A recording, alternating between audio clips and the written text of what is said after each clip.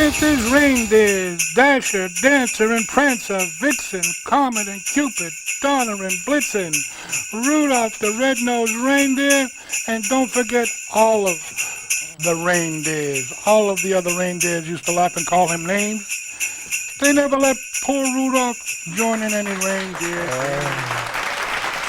All right, we're back here. We got the big one this week. We got the one we got them together like birds of a feather, like never before. You're never going to see it anywhere else. You're not going to see it anywhere. Where? At Saugus TV. That's right. With who? Rocky Raymond, the Boston bad boy. Yeah, you got it all right here. We got it. We got it right here. You see this belt? You're going to see it right here momentarily. You're going to see, that's right, Precious Paul is going to be the number one contender for this particular belt, and he's going to be against Crusher Mike Benasky. That's right here, and we're going to go to that right now. So, cameraman, zoom in on these two. All right, look at that. We're going to get going, get it going, and they're off, They're banging it. They're banging. Oh, it looks like we got a new champion. We got a new champion right here. Here it is, the new Saugus TV champion. Fixed. All right, we're back here. Memories of pro wrestling. Memories of the Boston Garden. We got legends. We got the best of the best. You must have seen them all if you're watching me on YouTube, and I know you are because I got a lot of hits from some people, a lot of smacks from others. But I tell you right now, we got a great array of wrestling talk today on Memories of the Boston Garden. And right now, I want to thank you coming, Paul Richards. Great to be back. How's everything? And the man down the end. The Crusher Benasky. He's a crusher. He's a Crusher Benasky. Lovely to be back. All right, we're back here, and we're going to go right into some programs, and then we're going to get into some of my pitches from the Boston Garden. That's right. Many of my pitches from the Boston Garden, which are incredible, from the 69 days. And, and get your mind out of the gutter, you guys out there, okay? I'm talking about 1969, okay? And I'm talking about 1970. So let's go right now to the Valentine's Day Massacre. All right, we got it right here, the Valentine's Day Massacre. This was one of the old programs going back to the days of Bruno Sammartino. And he had some great matches. And the main event that night was Bruno Sammartino against Hans the Great Mortier. That's right. And on that particular card that night, Jim Nance, the football player, was a special guest referee. And you can see him up there. And then Toru Tanaka, he was in the ring against Antonio Pugliese. Edward Carpentier against Bull Ramos. And the tag team that night was Victor Vera, Miguel Perez. And he was in there with Tony Altamori and Captain Lou Albano. Plus they had a big, looks like an 8-man tag here. Earl and Maynard, Guillotine Gordon, Dominic DeNucci, Bull Johnson, and he was against Crazy Luke Graham, Louis Sedan, Baron Cicluna, and get your daughter off the street. Ricky Sexton's coming to town. All right. Yeah, that was that one. That was a great match from the Boston Garden, and many more to come. We've seen a lot of them. Paul, what do you think, Mike? What was your favorite match at the Boston Garden? I know you've had so many of them. It's crazy. I mean, you had how many do you think you actually really attended at the Boston Garden? Oh, hundreds. Hundreds. Yeah. And what was your favorite? Which was your favorite one? It's hard to say, Rocky. All the Bruno matches were just.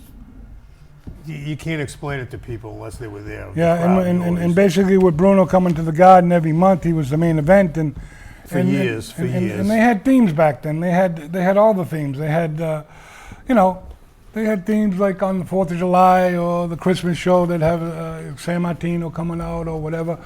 They'd have all the great things. All right, let's go to the next one. This one's the 4th of July, I believe. 4th of July with 840. He had a great array of professional wrestling. As you can see the programs, they had the fireworks there, and Abe Ford, the little Groveler there, he always got himself in there somehow.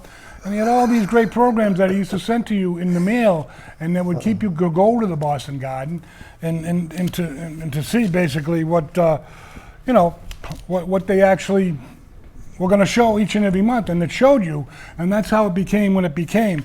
And the lineup for this particular show was unbelievable also. It was a great lineup. They had all the old-timers. Edward Carpentier, this was a six-man tag. It was Bruno Sammartino, Edward Carpentier, and Victor Vera against Monsoon, the Kentucky Butcher, Professor Tanaka. Semi-final, George the Animal Steel against Erlen Maynard. And then we had special attraction, Bull Ramos, and he wrestled Crybaby Cannon, that big fat Groveler, looked like he was pregnant. And then the girls' match, Tony Rose and Smelly Annie Casey, Barbara Owens and Donna Christinella. I think they were on the other teams, but they tagged before that. They didn't have many girls back in the day. They had those old groveling bathing suits for the old ladies used to wear, you know. And then they had Johnny Rods. Yeah, Johnny Rods, an aggressive artist. He was aggressive, all right, on the bottle before he got in the ring. And then you got O'Dale, you got Donald Skolin, the donut man. His face was like a donut. And believe it or not, Carlos Colon versus Lenny Solomon. Did you know Lenny Solomon, Mike? Yes, I did. And as a matter of fact, he was probably the #1 job guy back in the 60s. And then all of a sudden, back in the 70s, he showed up in the dressing room like 200 pounds, named some surfer guy from Hawaii. Oh, really? Yes. Did he have a pair of tongs? I don't know if he had tongs or thongs, but he came Tongs, back tongs, in another wongs. name. Yeah, flip-flop. Because Mel Simons told me this is Lenny Solomon from years ago. He came back as another name. Coming back, Forget- he was one of those, what they call like a them, surfer journeyman. guy or He something. was a journeyman. Yeah, he was a Journey job guy. He was a man. Yeah. Journeyman. So yeah, he came. A lot of guys came to had many names. I mean, hey, look at I had 4 or 5 myself, but that's only because I didn't want to do jobs. Come in with a mask, and then I used to run a show, go on TV as myself. Very rarely ICW, whatever. I remember my first time against the Samoans. His hands were like this long, back me up on the ropes. You know, those guys were scary, legitimately scary. Like King Curtis, Ayakea, those guys were legitimate guys. Were you in the dressing room with any of those guys there, Big Paul? Oh, yeah. Yeah? Well, who was the scariest guy that you met in the dressing room? Oh, God. There's so many of them. Probably the toughest guy was Haku. Haku? Oh yeah, everyone knows about everybody. Haku biting noses off and poking Yeah. eyes out and doing all the great things that he did. He did a lot of great things, but Great guy, too. throwing people through windows, I believe, and all that stuff. Never started one, though. We never started one? Never started a fight. Well, that's good. All right, let's go to that next one with the Mongols, Beppo and Gito, the high Russian, a very rough tag team back in the day. The Mongols, Beppo and Gito. You can see that big boot. And Bruno had a lot of matches with the Mongols, Beppo and Gito, and I guess one of them was trained Bellini, as he was a Mongol too, back in the Eddie Ihorn days, I believe it was, that league that went up there, and they had Eric the Red, Mil Mascaris, Dick the Bulldog Brow, all those guys. And that particular lineup for the night with the Mongols, and I believe the lineup, wrestling program, tag team championship of the world, I don't know, they didn't come out with any belts. I don't know, the Beppo and Guido versus Sammartino and Strongbow. The semifinal was Koloff against Gorilla Monsoon. Crusher Verdú, how do you do, my name is Verdú, against Victor Rivera, the black smelly demon, against Tony Marino. That guy never washed his gear because he hung around with Ringo and they never washed to begin with. Sky Lolo and Little Bruce against Jamaica Kid and Little Louie. Little Joey, I'm sorry. Little Louie's a guy up in New Hampshire. He puts his thumb where things don't like to go, but then what are you going to do? And Bo Pomente versus John L. Sullivan. John Turco versus Manuel Soto. And that was the big one with the Mongols. Beppo and Guido, the Mongols. And those are great shows at the Boston Garden. Now, Paul, you didn't go that far back to some of these old programs, but we're going to pull up some of the program that I believe that you actually made this program, and I believe I was on the lineup of this program. If they can see it in the back, it's the one that says Spectacular Wrestling, and Ron Shaw's on the cover of it. I don't know if they can find it in the back. It's going into the program, but you actually made this program. I got it. Yeah, there it is. You actually made this program, Paul. Tell us a little about this program. You know, what it took to make a program and what year it was, and this was Bedlam from Boston, I believe, right? Yeah, so that was probably 80, I would say. 1980. Yep. All right. And what else was going on in the 80s with you with Kowalski? Because I believe you did a little work with Kowalski, and didn't you do your favorite, some of your work with Richard Burns and Yep, everybody absolutely. did it. But who had all the shows? Tell everyone who Rocky Raymond who had all the the shows, all the Grovelers. He had all the Grovelers in the world at his show. Everybody was a Groveler. at some Yeah, time. funny story. I had a lot of shows and had a lot of friends A lot when of I had the successful shows. shows Yeah, they were, because I did them the right way. I did them with a book. with a book. Advertising The with the book. book, and you call the book, and whatever the thing was. Now, I know basically book. that most of the stuff that was done, I do have another program I want to get to, if you have it, with High Chief Peter Maivia from the Cow Palace.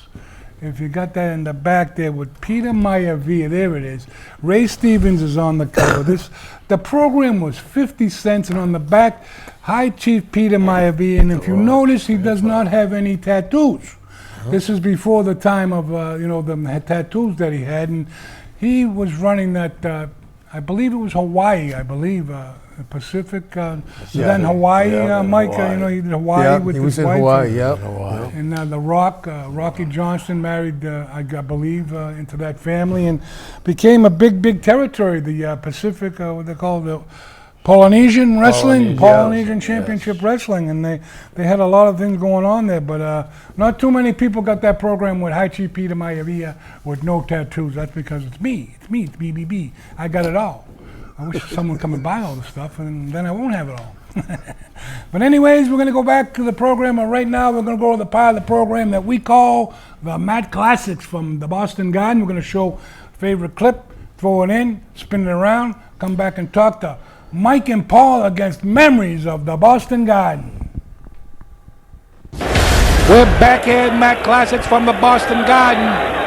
January 17th, 1976. What better way to start the year with Bruno Sammartino and Gorilla Monsoon against Ivan Koloff and the superstar Billy Graham. And their manager, Captain Lou Albano, always making trouble now. And our referee for this wild Donnybrook in Boston, Gorilla Monsoon's ready to go. Bruno's ready to go. The referee, Mario Savoli's ready to go. And Ivan Koloff, the Russian Bear, that's the man that beat Bruno Sammartino back in 1971. We're going to be showing you that great Matt Classics in the weeks to come, as well as on these great Matt Classics from the Boston Garden. We got some great ones coming from Madison Square Garden also. Lou Albano gets a shot by Bruno. Bruno loves to get his hands on Albano every now and then. Big scoop slam now. And the captain going crazy now. Ivan Koloff and superstar Billy Graham doubling up on Gorilla Monsoon. That was their plan. There's the bell. There's the bell, and Bruno now, he's ready for the action against Ivan Koloff. This is going to be a wild tag team match. 2 out of 3 falls. That's Gorilla Monsoon in the ring with superstar Billy Graham now. Ivan Koloff with the big knee into the back of the big Manchurian giant. 401-pound Gorilla Monsoon. Oh, unbelievable action this week on the Matt Classics. Look at this guy. Superstar Billy Graham, he's got arms like footballs, and Gorilla Monsoon just threw him off like a bag of donuts. Ivan Koloff, the Russian Bear, now from behind. You're going to watch these two. They're unbelievable. They work as a team, a well-oiled machine. Ivan Koloff and superstar Billy Graham. The crowd tonight's a great attendance in Boston, only because Bruno Sammartino, the king of attendance here in Boston. As you see Gorilla Monsoon headbutt the superstar, roll back and tag the living legend with a couple of right hands now. And Bruno's going wild here in Boston. Big boot to the face of superstar Billy Graham. These two have met on many encounters.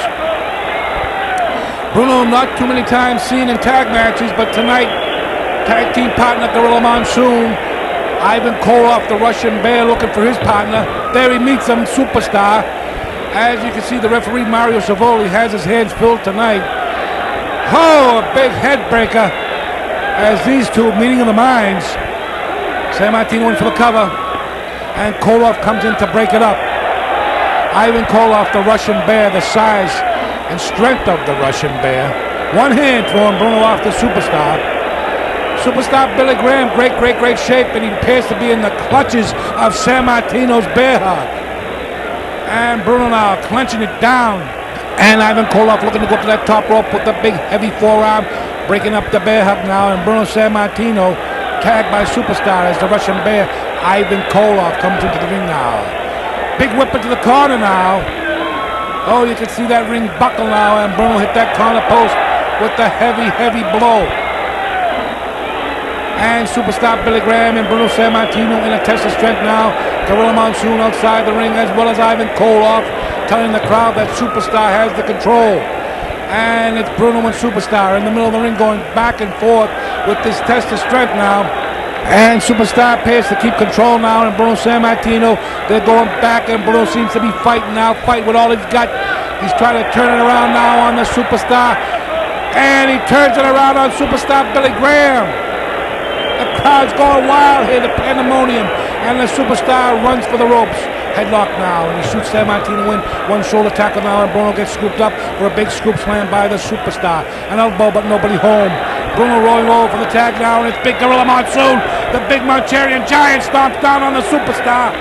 And Superstar Billy Graham fails with a size 17 foot, feels like, followed up by a big knee now.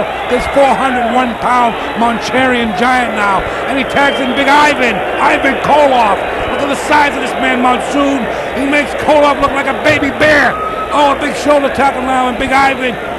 Oh, high elevation, big back body drop. And Gorilla Monsoon shoots Ivan Koloff high into the rafters here at the beautiful Boston Garden. Followed up by a smashing forearm.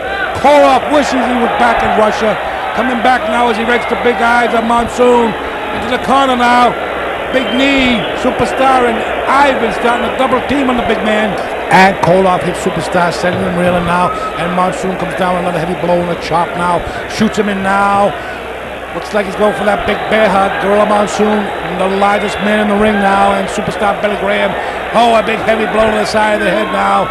And Koloff now shot off the ropes now. Monsoon into that big bear hug again. Monsoon, the largest man, and another blow to the head now. And he got Koloff's boot off. Oh, he smashed it down across the head of Gorilla Monsoon. That boot, there must have been something in that boot. He took that boot off. Monsoon, unbelievable. Looks like he might be lacerated, fans. They're double teaming into the corner now. It's Koloff, Monsoon. Koloff again off the top rope, and Monsoon is dizzy now. He looks to be getting double teamed by Ivan and Superstar. Heavy, heavy blows to the head of Monsoon now. Monsoon don't know where he is. Now Koloff got the boot off again. Unbelievable now. Something fell out of that boot now, I think. Monsoon lacerated, a bloody mess now here. The referee trying to see what's happening with Gorilla Monsoon. They're ringing the bell. And they're giving the fall in the match to Superstar and Ivan Koloff. Monsoon cannot continue due to the blood. Superstar lays another one in now, and Monsoon. Koloff gets a cheap shot in. Bruno now. Looks like he might have to go it alone here for this second fall. 2 out of 3 fall match. Monsoon a bloody mess in the corner. And it looks like Bruno's going to have to go it alone here. And Ivan Koloff gets a right hand to the head of, and he gets shot into the ropes now, and Bruno buries a big boot into the midsection of the Russian Bear. A big right hand now sending Koloff railing. Koloff now tagging off to Superstar Billy Graham. How can Bruno beat these two madmen? And a right hand to the side of the head of the Superstar Billy Graham as he whips the Superstar into the corner now. And another right hand now by Bruno. Looks like to control this match pretty good. 2-on-1 now. How can he get out of this alive? Bruno Sammartino with the bear hug now on the Superstar Billy Graham. And Gorilla Monsoon has been taken back to the dressing room due to the laceration. Koloff taking the boot off, and Bruno got Superstar just about out in the middle of the ring. Koloff on that top rope now. Double axe handle onto the back of Bruno Sammartino. And our referee, Mario Savoli. Koloff now, big boot to the midsection. And a second boot now into the small of the back. And the referee goes down now. Bruno in for a big slam. Covers the man. 1, 2. Koloff coming in. Oh, big knee under the throat of Bruno Sammartino. A second knee across the throat now. A third. Koloff in for the pin. Mario Savoli. No. They double-team San Martino, and the winner of the fall and the match, Ivan Koloff, the Russian Bear, and superstar Billy Graham. They got to get some help in here for Bruno. They double-teamed him. The big knee across the throat 3 consecutive times. Bruno had him beat and pinned. The referee went down. Unbelievable action. In the ring, we got Kevin Sullivan. Right here with Bruno Sammartino, the living legend. You better believe it. You better watch the best of Empire Pro Wrestling, because we're here with the man that was the foundation of the old WWF. None of this stuff that's going on now, you can forget about it. But get your grandmother out of the kitchen, get your sister off the phone, and you watch the best of the best with this man right here. Bruno Sammartino right here. I'm sitting in his parlor. You believe it? Can you believe it? Right here with Bruno Sammartino, and I can't believe that I'm with my 8mm camera, Super 8 right here. Bruno, this is the camera that took all the film. You got to hold it in your hand. That's amazing, because I've seen some of the films you've taken, and it's hard to believe. I'm not very knowledgeable when it comes to these cameras, but it's hard to believe at all that you've shot and what fantastic work it came out of this little camera. It's unbelievable. My friend Danny Garbett, I'd like you to say hi to Mr. Danny Garbett, because he used to carry the tripod for me up to the ring. Is that right? And Danny, how are you? I'll tell you. So you were part of this, and that's great, because guys did a phenomenal job. the legend, Bruno Sammartino, be there or be square. We're back here from the Mac Classics from the Boston Garden. We got a great one here. Bruno Sammartino versus the Olympic strongman Ken Patera. The man with the swinging neck breaker. And our referee, Milky. You all remember Eddie Santa Maria. And it's Ken Patera now, putting the heavy boots now down on Bruno Sammartino into the back and the small of the neck. All these wrestlers aim for the neck of Bruno Sammartino because they know of his injuries. They know that Stan the Lariat Hansen broke Sammartino's neck with that lariat, and Ken Patera knows he's going to weaken the neck to put the swinging neck breaker on. Bruno Sammartino now into that turnbuckle. Big scoop now into a backbreaker by Ken Patera. Patera, one of the world's strongest men. You might remember him from the World's Strongest Men contest, carrying around refrigerators and what have you now as he whips Sammartino into that corner post. Bruno set railing now as Patera now starting to work on the back, and Sammartino in the corner now with a big boot to the midsection. And Bruno starting to come back with a right hand of his own now, and he's putting the boots into the midsection.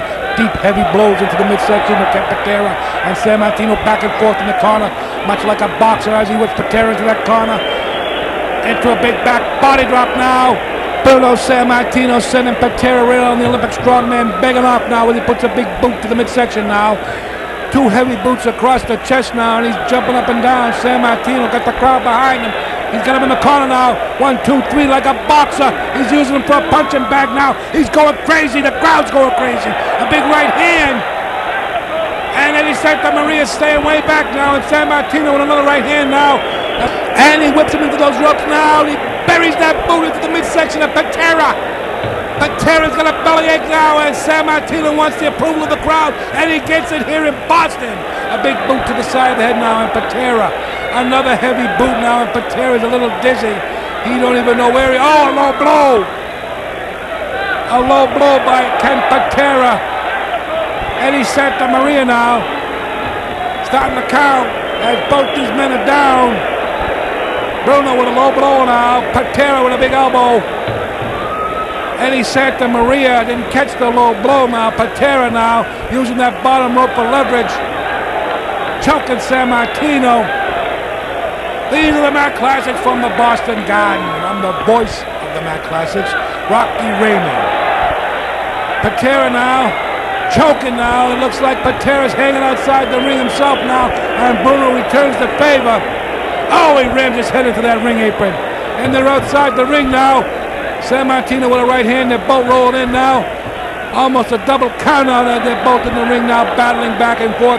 These two men are going crazy. Sammartino's going crazy. He's got him in the corner now, rights, lefts. Another right hand now. Patera getting the worst of this into the collar buckle.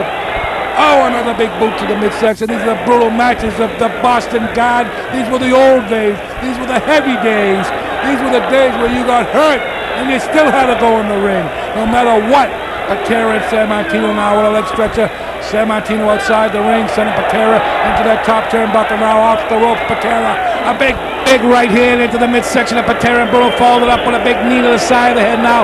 And the Abuchi strongman going wild here in Boston. He's got this match well in control now. Back with the right hands, those heavy right hands. Patera seems to be out on his feet, and Bruno's going in like a wild boxer with those rights. A heavy right hand sending Patera outside the ring. Looks like he's going for a chair. He's got no offense. He's got that wooden chair now. And then he Santa Maria. Oh, he hit the ropes now. Hit himself with the chair. Ducks it again, San Martino. A big right hand to the midsection now. And another right hand, and Patera loses possession of the chair. San Martino, oh, he crashes it across the head. And a second time, and Patera now. And he Santa Maria. Signaling for the bell, disqualifying Ken Patera for bringing the chair into the ring. The winner of the fall in the match, the living legend. Coming into the ring now, it's Greg the Hammer Valentine. This match, October 13th, 1979. Bruno Sammartino versus Greg the Hammer Valentine, a second-generation wrestler. And coming into the ring now with his manager, the Golden Boy on his goal, and it's Bruno Sammartino, the living legend. Great crowd here in Boston. The Mac Classics. Oh yes, it's Bruno Sammartino and the best of Bruno Sammartino. And our referee for this match looks like to be Freddie Spada. And there's the bell. This match is going to be a great match with the second generation Greg the Hammer Valentine and Sammartino. Unbelievable action as he goes in for a goal behind now into a sit-up by Greg the Hammer. And he used that elbow on Bruno. And he comes down with a heavy forearm on the chest of Sammartino, and he replies with another one of his own. Sammartino with a side headlock now. Valentine shoots him in with a hip toss, no reversal. And Bruno sends him real now, and he's going in for that arm bar on Greg the Hammer Valentine. Turns it into a hammerlock now. This is one of his favorite moves. Got him in the middle of the ring in the Boston Garden. You can hear that crowd start to chant. They're starting to count. Not too many wrestlers have the charisma of Bruno Sammartino, the living legend, winning the title for the first time in May 1963 by beating the Nature Boy Buddy Rogers in the old Madison Square Garden. And Sammartino now at the hammerlock on this second generation Greg the Hammer Valentine. Maybe you people will remember his father, Johnny Valentine. And Sammartino had some Donnybrook battles with his dad also. And they're in the corner now going back with heavy blows back and forth. As you notice these punches going back, brutality was always at its finest. This is the great times of professional wrestling. These were the great days of professional wrestling. These were the days when wrestling was professional wrestling. And that's what you saw in the marquee, and that's what you got as the Greg the Hammer Valentine comes down with a heavy elbow onto the back of the head of Sammartino. Now working on the legs because you know Valentine loves the figure four leg lock. And Bruno Sammartino breaks out with a couple of angles to the side of the arm of the hammer. Bruno backs him into the corner with a couple of right hands now. And Valentine comes back with another knee to the midsection of Bruno Sammartino, followed up by a flying elbow, and he's working on the legs of Sammartino, trying to weaken it up for the figure four as Valentine comes down with some elbows, and Sammartino comes back with a couple of boots to the side of the face now. And Valentine sent railing now, Bruno back to his feet now, and they're in the corner going back and forth, a right hand to the side of the face now. Valentine goes in for a leg dive, and he cinches it up now, and Sammartino gets some heavy shots to the back of the head. These are heavy blows now. Oh, Valentine now with a low blow now. The referee on the wrong side, the blind side, and Valentine working on these legs now again. Drops a big elbow on the chest of Sammartino. Just a 2 count now. The lateral punch. He's got the figure four on him. Oh no, Sammartino breaks out of it. And it looks like now they're going back and forth now, tooth and nail. Right hands by Sammartino, a second one, a third one. And Bruno got him in the corner now, much like Muhammad Ali and Joe Frazier. And they're working on the arm now. Sammartino figure four again. Valentine kicked out by Sammartino. And the referee now can't control this action. It's so fast. He's got that half crab on him now. He's trying to work on the legs of Sammartino. He's trying to put him on that half crab. And the referee looks on. Sammartino trying to roll him over here in Boston, the great Mac Classics. And Valentine got the leg and Bruno got the axe handles on the arm. They're going back and forth, tooth and fist. Unbelievable action, back and forth, much like a boxing match. It looks like a contender match. They're going crazy here. Bruno's opening them up now with boots and right hands to the side of the head. They can't control him. He backs him into the corner again now. Unbelievable as Bruno got that arm by. He loves to work the arm. Shoots him in. Big elbow by Valentine. And Valentine out on his feet now as he drops to 2 knees. And he looks like he's going to scoop San Martino up for that big backbreaker across the knee now as San Martino. Lateral press. San Martino almost counted out there. Figure 4 again. He's trying to set him up for that figure 4. San Martino kicks out. Valentine in the corner now catches a big boot to the side of the head. And another right hand now. And a second one. Valentine outside the ring. The crowd's going crazy here in Boston. Another boot to the face of Greg the Hammer Valentine. Oh, he hit that corner post. He hit that steel post. The referee's got him now. He's out of there. The 10 count outside the ring, and Valentine caught the raft of Bruno Sammartino, the living legend.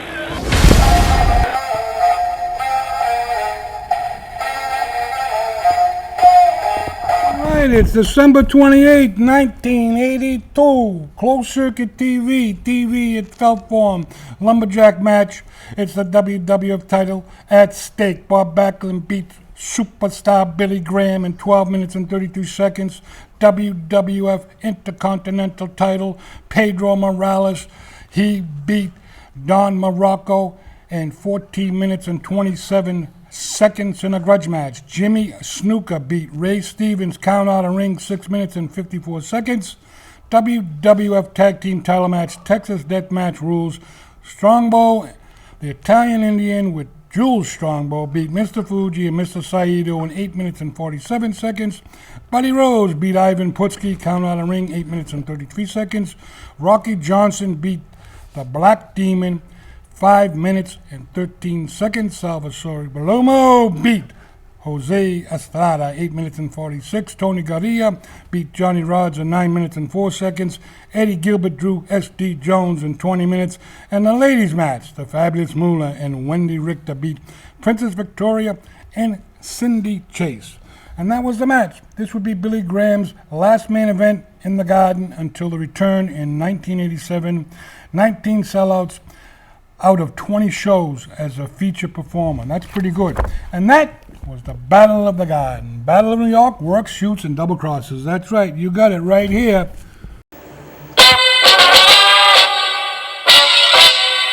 What do we have here, Christmas farmer? What are you bringing here? Look at what we got here. What do we Santa got? brought a nice little looking furry thing for you. Well, what do we got inside this bag here, man? What do we got? We got this, oh, look what we got here. Who's here? Come on. Come on out of this bag, you little... Oh, it's Peanut. It's Peanut. Hi, Peanut. There's Peanut. He's our mascot, Peanut. He's got his hat on, Santa. Huh, Peanut? I know. Oh, Mr. Thank you, Mr. Merry Christmas. We got Peanut here. Look at the size of this dog. He's 5 pounds. He's got his Santa suit on. He's ready for any kind of action this week. We got a great show with Santa. Zoom in on Santa. Look at the size of this Santa Claus. Zoom in on him. Zoom in on him, Santa Claus. Look at the size of this guy. Unbelievable. Merry Christmas. He's been up at the North Pole eating prime rib and all the great things. All right. We're going to be right back.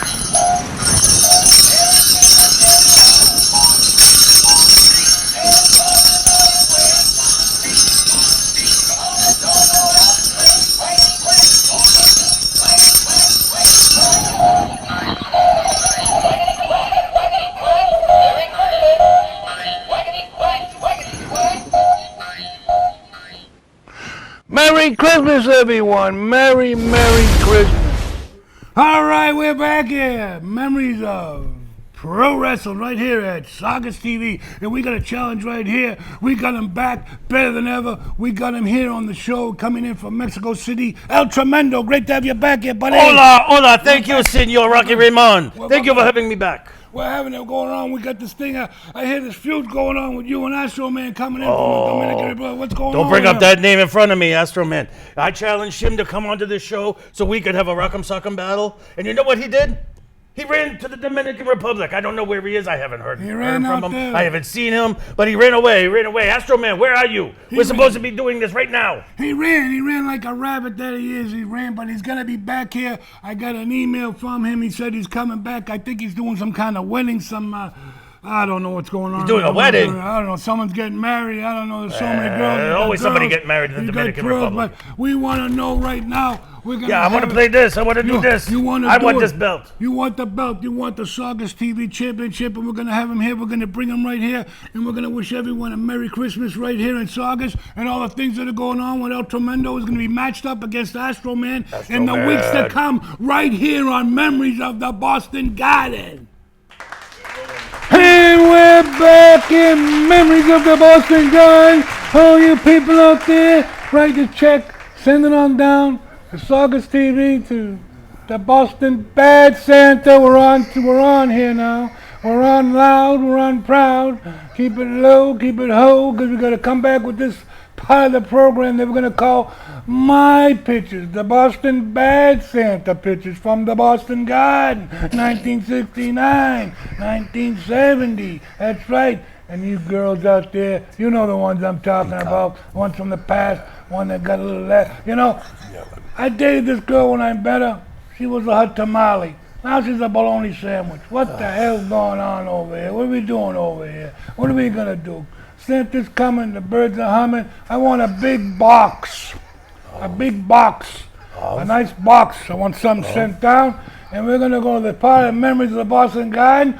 Memories of the Boston Garden, 1969, 1970. You think your pictures were good? Get a load of these.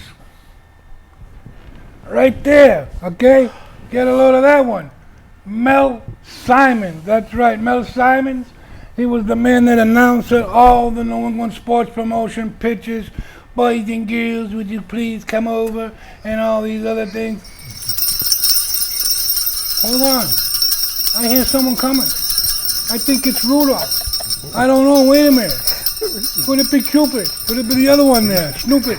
What's the other one's name there? Stupid. All the other ones. That's right. All the ones we got going right here. Now, listen. All the great things that are coming. Show those ones that are Boston Garden. Show some more pictures. Come on. Show a couple. Come on, show some more pictures. Goes up to Let's the go. bar. There it is, Brother San Martino. He's walking in the door, 1960, Boston Garden, and on the other side, crazy Luke Graham. No one got these pictures, so don't copy him and try to sell them, because I know where you are. And if you do try to copy them, I'll come to your house and steal them. Back. The Sheik, the original Sheik, the Sheik of Abaqui, that's right. The Sheik of Abaqui with his wife, with Victor Rivera. That was the old Boston Garden. Victor Rivera, they threw him out because he was another drunk. Yeah, they threw him out. They said, get out of here. You're not going to make you champion. We're going to make Pedro Morales the champion. You drink too much.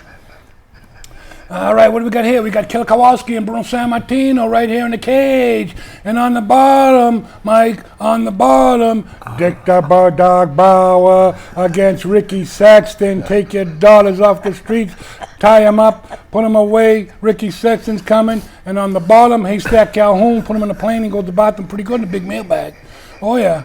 Couldn't get him in the bathroom in the plane. They had to get him in the mailbag in the back of the plane, and did a little you, and that was it, bro. The plane stunk all the way back from Hiroshima, Japan. You believe it? Killer Kowalski told that story about 2,999 times, but it's a true story. Haystack Calhoun, he couldn't fit in the bathroom, so they got a mailbag, and you know what happened after that. All right, what do we got now? Baron McAllister Cluna, look at this guy, all right? And if anyone can name the guy up in the corner there, that beautiful Bobby Harmon, that's right. He was with the Grand Wizard, and on the bottom it's, I believe it's Guillotine Mike there, Guillotine the blonde guy against Professor Toru Tanaka. And on the far black and white corner, you got the Crusher and the Bruiser from Minneapolis. They worked in Minneapolis and Milwaukee too, right, Mike? Milwaukee? Yes, Milwaukee, yeah. All right, keep him hipping and keep him snipping. Oh, we got another one there. There's a set on the top there. of WCA-TV in Winthrop, where we had to put the pictures up by Velcro. We didn't have a great green screen and a great producer like we have here. And in the middle, we got the Bushwhackers. That was taken up in Nova Scotia, I believe, somewhere up there in Canada. And on the bottom, Mike, if you can see this picture, your buddy Shane Douglas taking Rocky's Power Slam. In Revere, 1, 2, 3, rent my ring, first match, I win. That's the way it goes.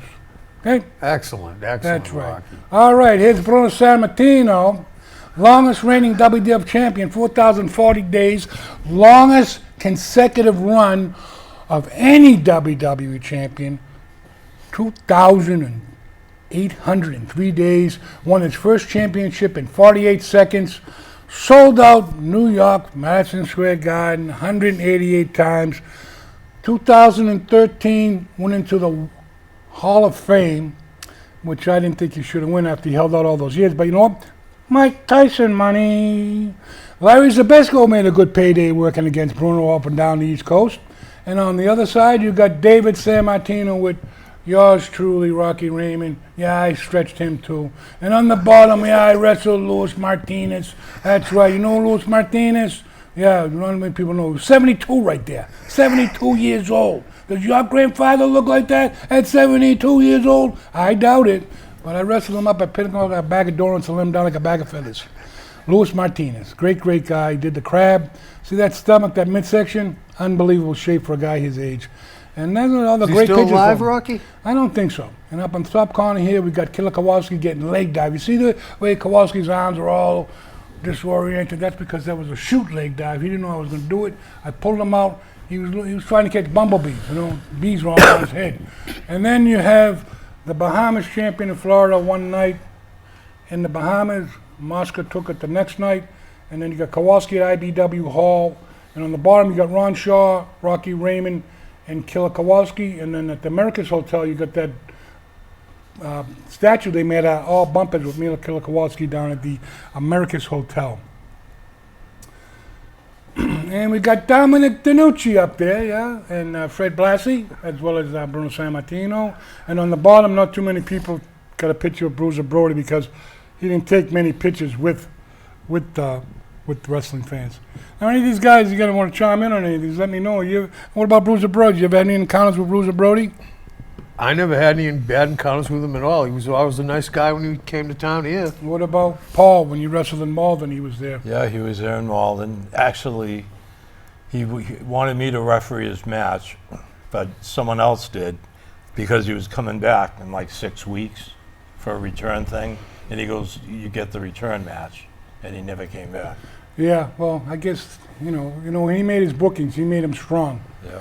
He made them the way he wanted them, and his there's two of the pictures up top that you took, two of my favorite pictures against the Super Destroyer. That was at, I believe that was Annunciation Hall. No, that was West Roxbury Boys and Girls Club. You remember those two pictures? You took both those two pictures. Yeah. And on the bottom, you got the Masked Superstar with the other side with the same person, which is Bill Eadie, Demolition, one of the best guys in the business that I've ever met. And there's not too many people I can say that about, being that the way the business is with some of these, people that are in there. You know, you got a lot of them in, a lot of them out, but, we got a lot of great things going on, a lot of great pictures from the Boston Garden. And we got, what are the other times? Like, when did you actually meet Paul and Mike? When did you actually guys meet each other? Where was it? Where did you guys meet each other? Well, Paul could tell the story better than me because he's the one that was there before me in the stands years before we met. So, Paul. Yes. I met Mike my first Boston Garden show, which is October of '87. And he was in the back and I was in the back, and I don't even remember how we introduced ourselves, but we did and became decades of friends. And basically, what were you doing? You were refereeing, I take it, at that time, right? Yes. And your first show at the Boston Garden, do you know what year that was? 1987. 87 it was, and then when was your last show? Was that towards the end of it all, or when you stopped completely? It was probably, maybe the 90s or something? Yeah. You did like 3 years? Yep, 3 or 4 years. And now, getting back, we want a little time here to touch base on some of the bloodiest matches that are going on. We got that picture that Cronus got of Cronus with all the blood. Let's show some of those bloody pictures of Cronus and some of the other combatants from the Boston Garden, whether it be Madison Square Garden or some of the shots. There's Cronus right there. And let me tell you something. He had no problem getting a little color. Let's put it that way. And if Cronus had $500 in his pocket and he had 50 cents in his pocket, he was the same way. He was never one to really, he was always in a good mood, and he always did some of the great things that some of the other guys didn't do, and he'd do anything. Very talented, very athletic kid. He could do backflips, he could do front flips. He could do anything. He was unbelievable. Everyone had to say who they would pick, who was the better wrestler between Cronus or Satin. When do you think that? Who do you think would be the better one at the time? I mean, I seen Satin jump off the top of the cage with his leg in some kind of he did something to his leg, I believe. Well, I think it would definitely be Perry, because John barely had schooling. Perry took him out of the school and went to Memphis to go down and do the Lawler thing. If you want to look at something up on YouTube, look at Cronus and Perry's first interview when they went to Memphis. First time, that was like Cronus' third match when they came there, and he knew nothing. So Perry had to carry him. So anyway. he wasn't really training with it. No. Cronus had the disease where you look at things and they don't come out the same. I forget what that's called. Words, he couldn't read or write very well.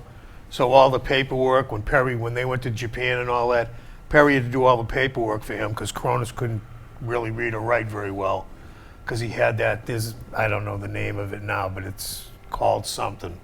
Well, Cronus had the ability to do all the flips and all the stuff, and then Satin had just as much ability, but he didn't have the, I don't know, it was sort of like a mixed, one went low, one went high with that move they called the total elimination. The total elimination. They went pretty far with it, and that's a move, total elimination, that's never been done by any other tag team successfully. Never. Nobody's tried. A couple of people have tried it, but nobody. Van Dam did it one hand, with his leg up and his body down, doing it one person total elimination. But as far as the tag team finish, nobody could do it like them. Nobody has. I'm surprised no tag team has ever tried it. Yeah, well, I'll tell you one thing. It lasted a good time. Getting to the a little bit of ECW, we can touch base on it, which we can maybe come back with an ECW show at a later date. But the wrestling was just so crazy, and the things that they were doing, and the music. They had everything keyed. They had everything keyed up right. They had. Here's another Groveler here. He's not with us anymore. This is the one that your buddy New Jack got him in the ring, and the kid asked to do a move or something, to come back or whatever, and they end up juicing the kid. And I believe the kid he's passed away now. What was that kid's name, Mike? Do you know? Eric Coolass. Eric Coolass, yeah, and he's basically. He wanted to do a couple of spots, I guess, and I guess New Jack didn't want no part of it. Well, there was a lot more to the story than you're telling, really. Well, it was awful to begin with, to do something like that to him. The only thing I can say about that is a mysterious circumstances led to this whole thing. Number one, the kid said that he was trained by Walter. Well, only the first or second show, Walter was on every Wonderland show that we had, training the boys before the shows. But Walter wasn't there that show. So he came in with the two midgets from Rhode Island there and said that he was trained by Walter. Well, if Walter was there, he would have said no. You know what I mean? He would have said, I didn't train the kid, and he wouldn't worked. But the kid weaseled his way in there, and he turned out that he was only 16 years old. So what happened. And Bubba Ray Dudley didn't show up. He was supposed to team with Devon that night. There was all kinds of things that led up to that. And then this kid came in smoking a cigarette, sitting next to Taz in the dressing room, which didn't go over very well with anybody. So one thing led to another, and it happened. I guess it is what it is. I mean, I don't think just the way things went down. I was there that night, and the firefighters came in, and rubber gloves all over the place, and on the front of the building, all the blood was everywhere. It wasn't a professional thing done. It wasn't done like Bruno Sammartino done it. It wasn't done like Victor Rivera. It wasn't done like the old timers and all the great things that they've done. And you go back and they announce the next match for Boston Garden. Oh, great, that's a great match. These other things that they see, like, I mean, I've seen the ECW. Yeah, it was entertaining. What was good about it was they had the music chimed in. They had everything lined up, the run-ins. I don't think there was. You guys were in the dressing room. What went on back there? Well, I mean, what did they do? Did they anyone? Was there any kind of control in the back? Or what was In ECW? Yeah, it's very controlled. So it was very controlled. Well, it didn't look, as they came out, it didn't look like there was control. It was kind of controlled, but it really wasn't controlled because everybody had their own. The dressing room is like nothing you'd ever been in your life before. You had the drug use, you had the drinking, all during the shows. So it was a different atmosphere, and it was violent, and it was bloody, and it was different. But one thing I want to say about the Boston Garden, I want to get this in. Rocky, you'll know this, and Paul too. Unless you went to those shows years ago in the 70s and 80s, before the last match on every show, the announcer would come out with the next month's card. There's more excitement when everybody heard those matches that, I mean, it just exploded because everybody was waiting to see what was coming the next month. And nobody left. Nobody left. Nobody left because they wanted to hear that and they wanted to see the main event. Now, when Hogan came in, it was a different story because he always wanted to get out of there quick, so he was always on the match before intermission, get him out of there. So he always had to drum up the back of the card to make the people stay.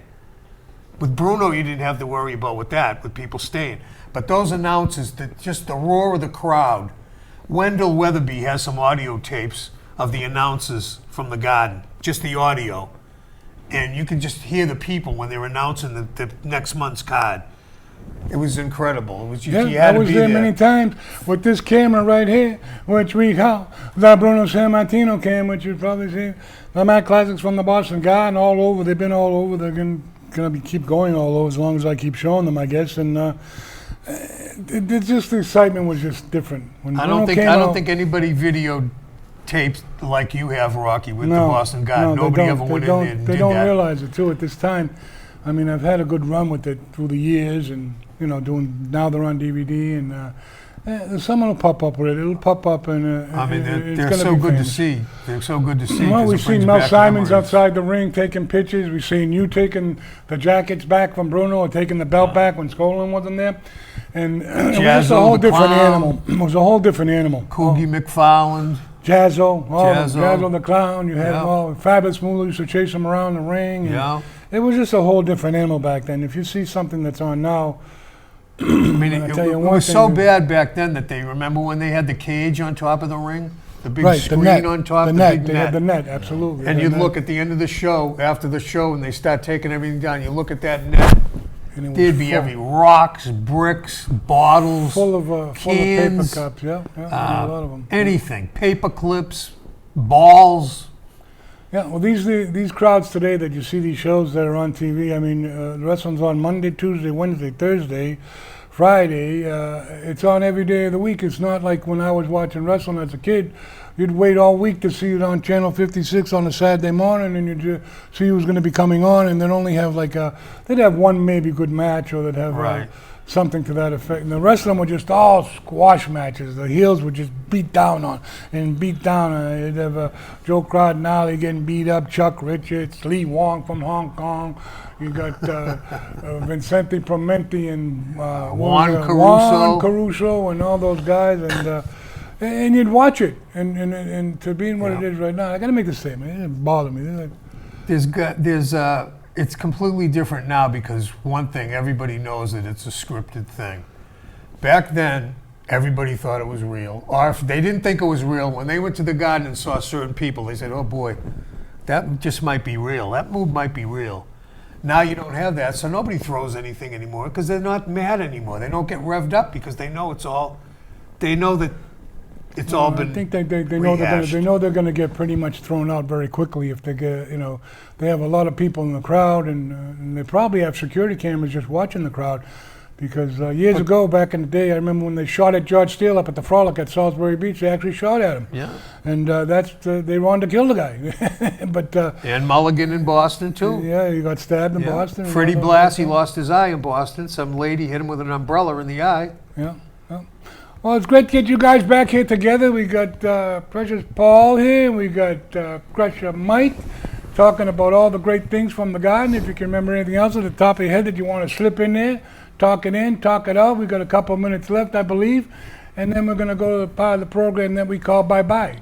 And then we'll see you next time on the Matt Memories of the Boston Garden, all the great things that we're going to have. And we got a very special coming up on our next episode. We got the bandit Bill Rossi. He just flew in. He's going to be coming on the next show. We're going to cut it up and put it up. Coming up here right now, coming up on the future show coming in. We got an email from him, so he's going to be coming down. Talk about all his times and all the territories he was in. USWA, EPW, New England Sports Promotion. He even wrestled for Richard Burns one night, and that's a funny story we're going to get to because I can't wait to tell that one.